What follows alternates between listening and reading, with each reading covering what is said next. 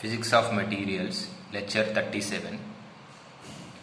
In this, electron compounds, phonons, optoelectronic materials. We will discuss about the electron compounds. Electron compounds,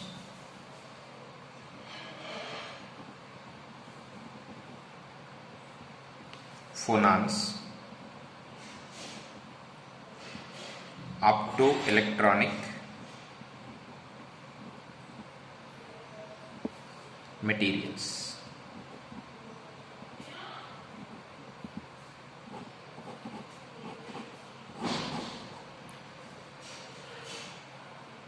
Electron compounds. So electron compounds where phase change is explained using the theories that we have discussed. So in this we are going to discuss about the electron compounds where the phase change is explained using theories that we have developed, that we have discussed in a previous classes. And then we look at the phonons and their properties and the role of play in interaction between light and certain type of semiconductors. Phonons and their properties, interaction between the light and certain type of semiconductors. About the compounds, electron compounds and phonons. Electron compounds, we look at the electron compounds are electron compounds means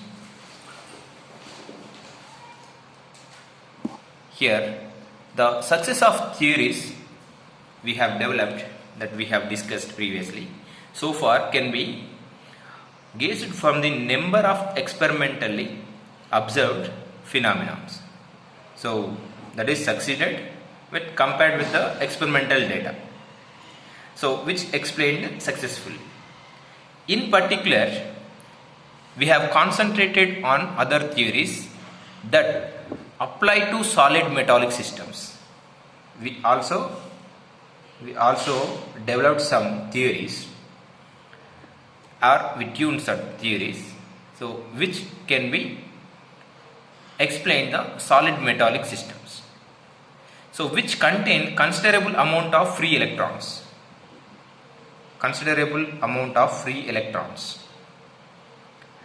And therefore the theories developed are found to be generally effective in explaining properties that are depend on nearly free electrons. So these theories whatever we explained, they are depends on nearly free electrons. Nearly the properties of nearly free electrons. Some of these properties are more commonly observed properties such as electrical conductivity, thermal conductivity, optical properties and magnetic properties. So these are the common properties that we observed. However, there are also other phenomena in materials that are not commonly encountered by us, that are not commonly observed by us in day-to-day life, and it is of interest to see if these two can be explained using those theories. So if those we are explained using our theories, electrical conductivity, thermal conductivity, optical properties, magnetic properties, using our theories. But some of the properties are not commonly examined. So those properties also can be explained using these theories. So we can see. So by looking at the specific experimental phenomena that is observed in some of the binary phase diagrams. About binary phase diagram. So this is not commonly observed phenomena. So binary phase diagram in silver and copper system. Silver and copper system. Both silver and copper having the FCC crystal structure. FCC crystal structures. The solid solution of these systems also having the FCC crystal structure. Solid solution of this also having the FCC crystal structures. And adding silver plus copper and adding alloying element which forms the substitutional solid solution with the solvent up to a certain composition, the structure remains FCC. Up to certain composition, that is copper adding the silver up to certain composition, it is having the same crystal structures, FCC crystal structures. After this, the structure changes to BCC.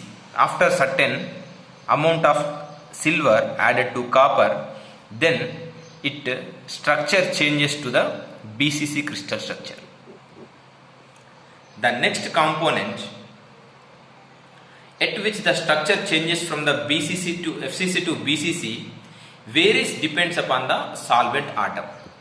So this copper adding the silver up after certain amount, this FCC crystal structure changes to the BCC crystal structure. Adding the solvent atom. So here the solvent atom is silver adding to the copper. So these binary systems were examined to determine the reason for the phase change. So binary phase diagrams, so which can explains the reason for the phase change. The natural vacancy could be associated with each of the element used as a solute. Each of the element used as a solute. So we can observe the phase diagram of copper and silver. Copper, silver. Okay. So you may observe this type of the structure about 70%. So here this is the 1100 approximately and this is the 900 approximately. Okay. So this is a beta phase, alpha plus beta phase and liquid phase. Okay. So this is the phase diagram where we are observing the copper plus silver. So based on the valency of the solvent and the valency of the solute. Valency of solvent and valency of solute. Valency of solute. Solvent is copper, solute silver, or vice versa, any considering. So it is possible to assign E by A ratio. E by A ratio. E by A ratio means, so which refers to as average number of valency electrons. E, average number of valency electrons. Average number of valency electrons per atom in the alloy. Average number of valency electron per atom. Okay. So which is E by A.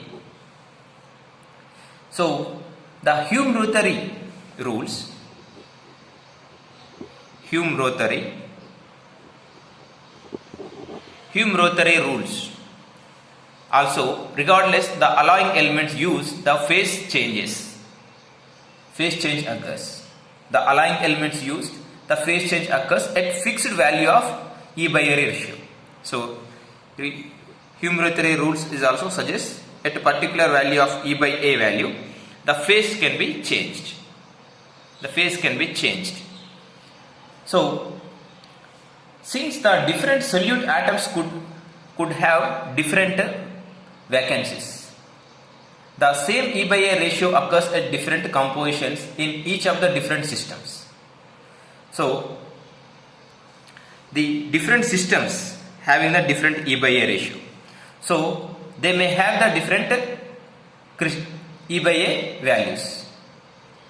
So here the same ratio occurs at different composition in each of the different systems studied. The same E by A ratio occur at different compositions.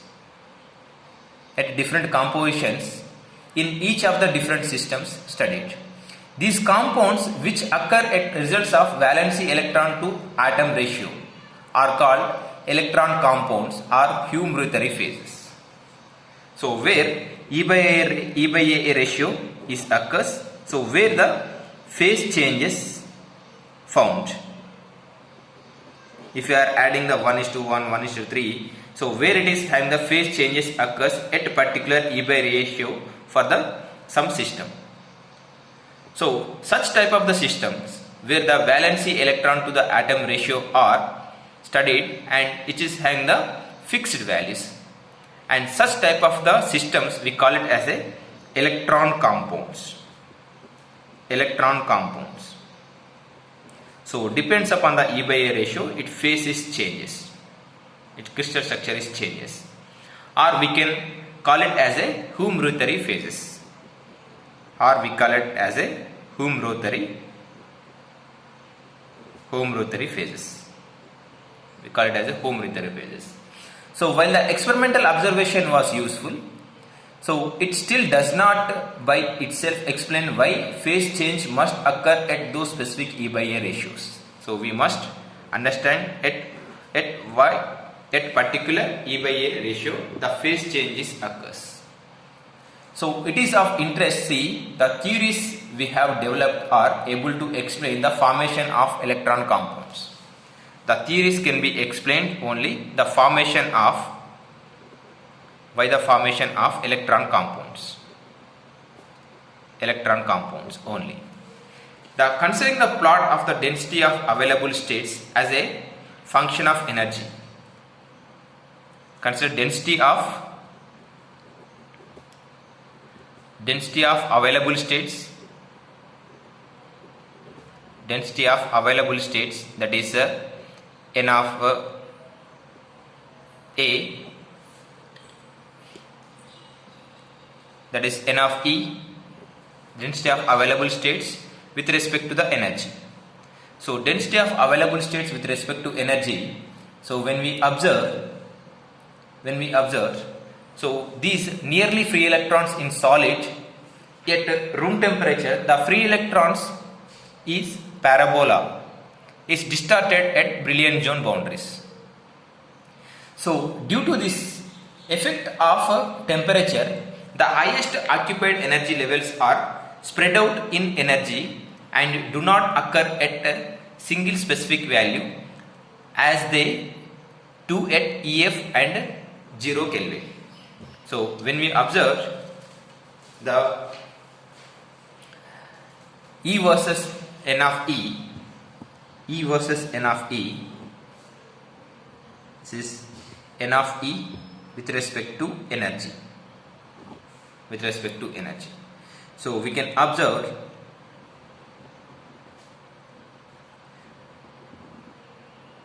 peak like this, and also we can observe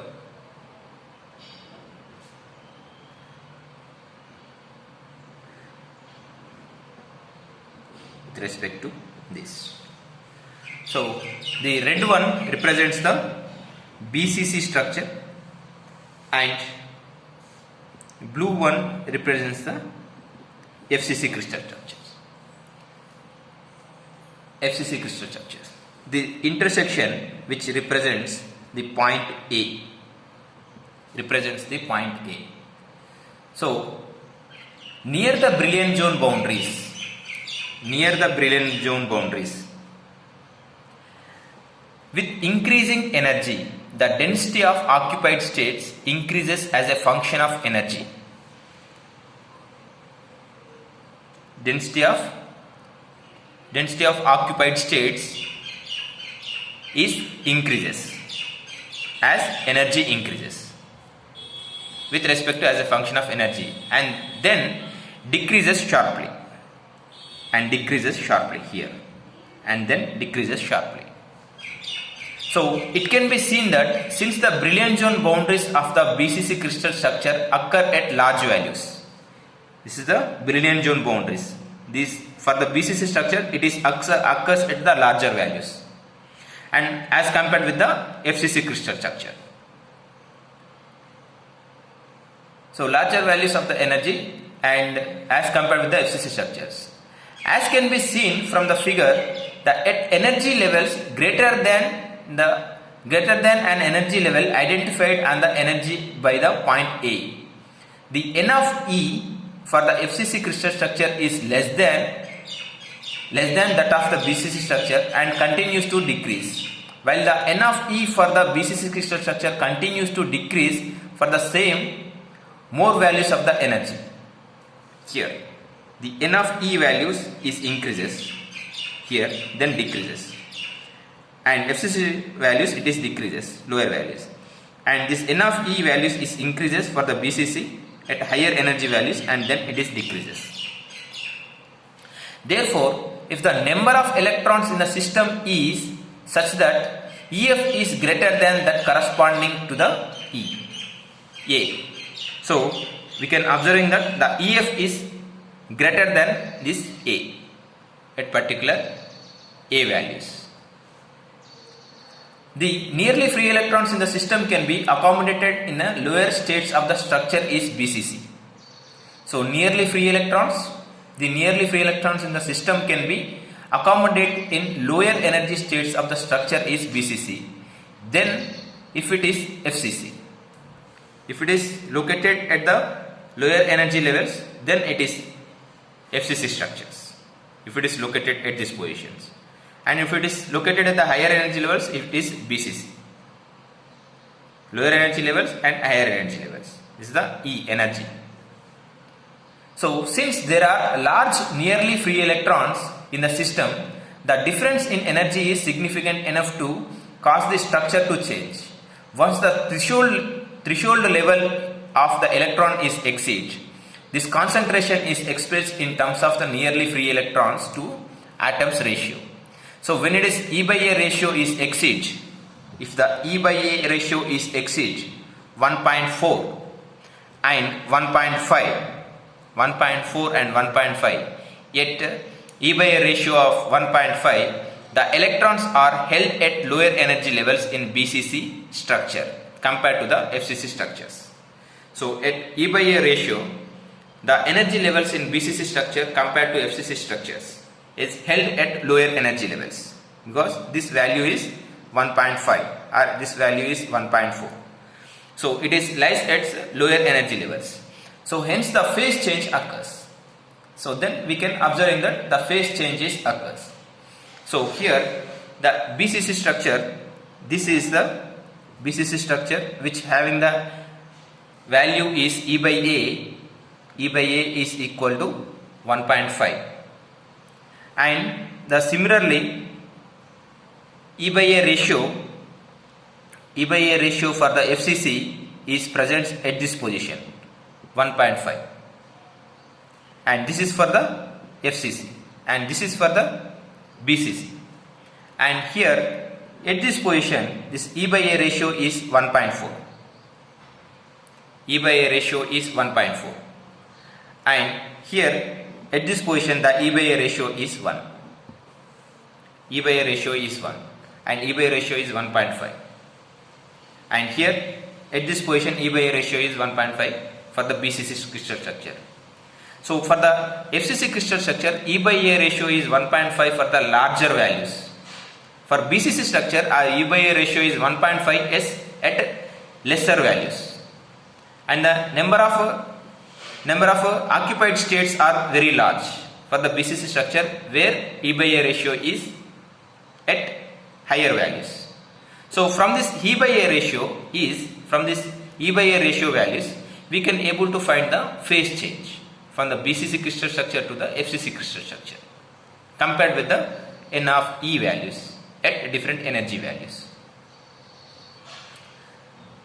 at different energy values. So that is about the phase change can be calculated, observed using the electron theory, or electron compounds. So in electron compounds we can able to find the phase change occurs using these calculations. So next about the phonons. So phonon, the focus largely on the electrons in the materials. Up to now we focused largely on the electrons and ionized atoms or ionic cores. The atoms in a system. So at 0 degree centigrade they are at rigid positions, and as the temperature is greater than 0 Kelvin, these atoms get vibrated. So due to this vibration, these are also get vibrated. So the atoms vibrate about their mean position and can gain or release energy. Due to this vibration, they can gain or release energy. So the participants in the energy transaction process. The atoms vibrating about their mean positions results in waves of lattice vibrations.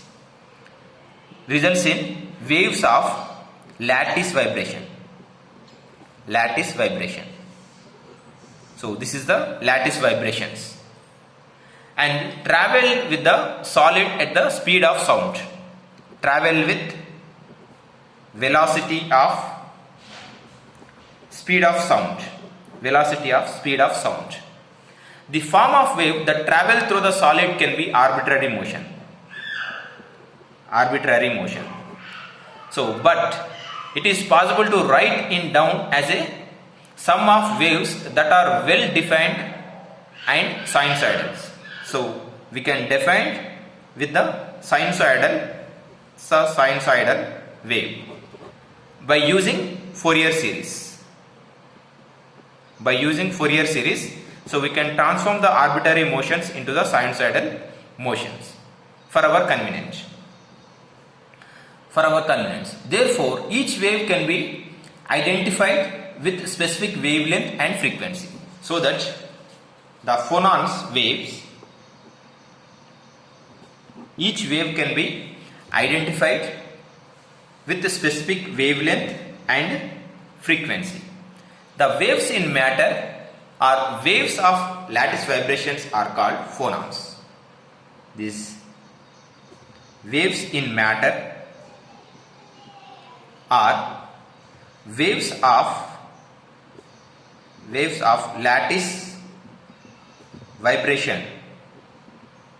Lattice vibration is called phonons. These are called phonons. So taken in its entirely, the specific heat of a solid has a significant contribution from phonons. The specific heat of a solid has a significant contribution from the phonons. So previously we neglected phonons. We have taken consideration of the only electron contribution for the specific heat, and this represents the atom vibration to the specific heat. This is atom vibration to the specific heat. So far we have only looked at the nearly free electrons contribution to the specific heat. So one of the success of quantum mechanics is that phonons to behave consist with the quantum mechanical rules. This phonons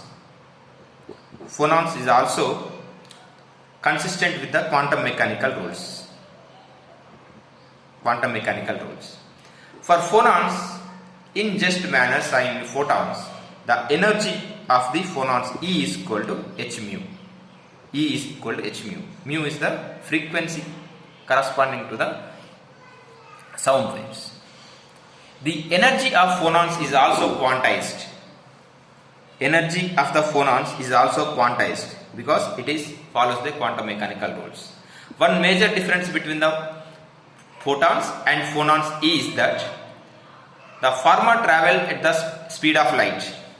Photons travel with the speed of light and phonon travel with the speed of sound. That is the major difference with the photon and phonons. So phonon mu is equal to velocity of sound by lambda. So where mu vs is the speed of sound, wavelength is the velocity wavelength of the phonon. So in a solid of length L, the interatomic spacing, in a solid of length L and interatomic spacing D, the maximum wavelength that can be supported is lambda. Maximum wavelength that can be supported is 2L by phonons, in which case the neighboring atoms are displaced in the same directions. This example, these are the atoms. These neighboring atoms is also displaced with the same direction from their mean position, and minimum wavelength that can be supported is 2D. The maximum wavelength that can be supported is 2 lambda and minimum wavelength that can be supported is 2D. To support specific wavelengths in between these two limits, some adjacent atoms will move in opposite directions. So the wavelength should be move in between 2L and 2D. To adjust these 2 lambda values, the adjacent atoms are moving in that limits to get the wavelength in between 2L and 2D only. In case the solid has a 2 atom basis, the atom having the 2 atom basis, the solid has a 2 atom basis, and if the 2 atoms are ionically bonded, these 2 atoms are ionically bonded, then due to the specific wavelengths where the atoms move in a opposite directions, these atoms are moving in a opposite direction, in this direction and in this direction, due to the wavelength, and electromagnetic wave is generated due to these vibrations, and it is bounded together. It is trying to move in this direction, in this directions. So it is moving. This is moving in this direction. So the vibrations are occurring. Due to this vibration, electromagnetic wave is generated. In this case, the phonon are able to interact with the incident electromagnetic radiations. These phonons are interact with the electromagnetic radiation. That is this h mu. And the typical range of such frequencies places them in a infrared region of the electromagnetic spectrum. The typical range of this is h mu, is corresponding value is in the range of IR radiation. The phonons that can interact with the electromagnetic radiation are referred to as the optically active phonons. If it is interact with this h mu values, which we call it as a optically active phonon. So due to these vibrations, electromagnetic wave is generated. This generated electromagnetic wave is interacted with this phonon. So such type of phonon is called optically active phonons. The rest of the phonons referred to as acoustically active phonons. So only such type of the phonons, only small amount of the phonons are interacted with the electromagnetic waves. Such type of the waves we call it as optically active phonons. and rest of the phonons we call it as the acoustically active phonons. Acoustically active phonons. Acoustically active phonons. So as indicated and earlier, the phonons become necessary to enable electron transition in the indirect band gap semiconductors. So indirect band gap semiconductors, this phonons generation is very high as compared to the direct band gap semiconductors. So the indirect band gap semiconductors example is silicons. So but are not required to enable transition in direct band gap semiconductors. In direct band gap semiconductors, so the interaction of the phonons to the electromagnetic waves is very less. Therefore, the direct band gap semiconductors are preferred for optoelectronic materials, which depends on electrical as well as the optical properties for their functioning. So this H mu is used as a optical, that is, it may release some energy in the form of the light. So this is obstructed by the phonons in indirect band gap semiconductors. In direct band gap semiconductors, the interaction of the phonons with the electromagnetic waves is very less. So as we observed in E versus K graph, so the photon, the band gap, and here where we observe indirect band gap semiconductors. The photons are, these are photon, and here the phonon. So here to here and here to here, this interaction takes place due to the phonons, so that the energy carrying to the another level carried out by the phonons. So it may obstruct the movement of the electromagnetic waves. So that is the reason the indirect band gap semiconductors are not used in optoelectronic applications. And direct band gap semiconductors, these are like this. So only photons are released. So there is no generation of the phonons, high number of phonons. Okay. So we'll discuss further in the next class. Thank you.